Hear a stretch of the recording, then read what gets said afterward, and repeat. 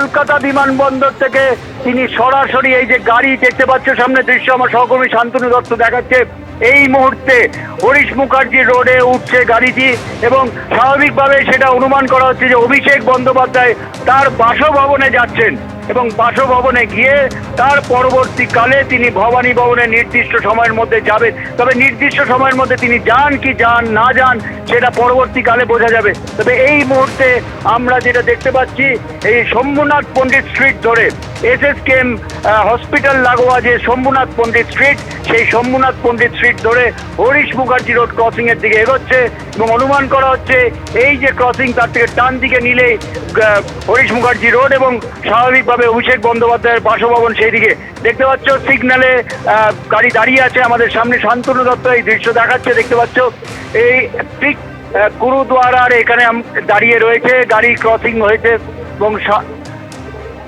বারবার যেটা অনুমান করা হচ্ছিল যে কলকাতা বিমানবন্দর থেকে সরাসরি অভিষেক বন্দ্যোপাধ্যায় ভবানী ভবন যাবে, সেটা আমরা দেখলাম যে এসএসকেএম হাসপাতালের পাশ দিয়ে গাড়ি ঘুরে শম্ভুনাথ পণ্ডিত স্ট্রিট ধরেছে এবং শম্ভুনাথ পণ্ডিত স্ট্রিট ধরার পরে তারপরে এই মুহূর্তে হরিশ মুখার্জি রোডের দিকে গাড়ি যাচ্ছে এবং এখন দেখার হরিশ মুখার্জি রোডে গাড়ি উঠে সরাসরি ভবানী ভবনের দিকে যায় না তার বাড়িতে যায় বাসভবনে অভিষেক বন্দ্যোপাধ্যায়।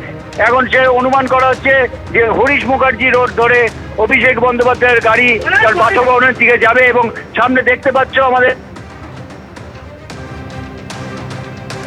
যোগাযোগ বিচ্ছিন্ন হচ্ছে, সরাসরি ছবি দেখতে পাচ্ছেন এই মুহূর্তে অভিষেক বন্দ্যোপাধ্যায়ের গাড়ি এগিয়ে চলেছে বাসভবনের দিকে এগিয়ে চলেছে। তার গাড়ি সন্ধ্যে 6টা হচ্ছে নির্ধারিত সময়, যে সময়ের মধ্যে তাকে ভবানী ভবনে হাজিরা দিতে বলা হয়েছে। তবে তার আগে যেটা দেখা গেল প্রথমেই তিনি তার বাসভবনের দিকে তার গাড়ি এই মুহূর্তে এগিয়ে চলেছে। ঐশী মুখোপাধ্যায় সরাসরি রয়েছেন আমাদের সঙ্গে। ঐশী, ঠিক কোন জায়গায় এই মুহূর্তে অভিষেক বন্দ্যোপাধ্যায়ের কনভয়?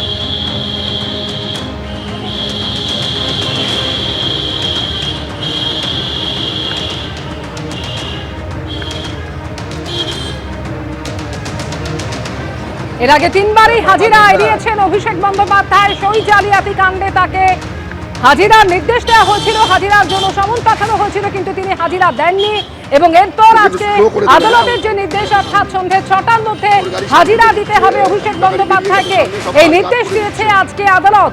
বিকেল 4টার সময় বিমানবন্দরে নেমে অভিষেক বন্দ্যোপাধ্যায় তিনি বিকেল 4টার কিছুক্ষণ পরে অভিষেক বন্দ্যোপাধ্যায় বিমানবন্দরে নামেন এবং এরপর সেখান থেকে সরাসরি তার কনভয় এই মুহূর্তে এগিয়ে চলেছে তার বাসভবনের দিকে। এখন দেখা সন্ধ্যে 6টার মধ্যেই ভবানী ভবনে তিনি পৌঁছন কিনা।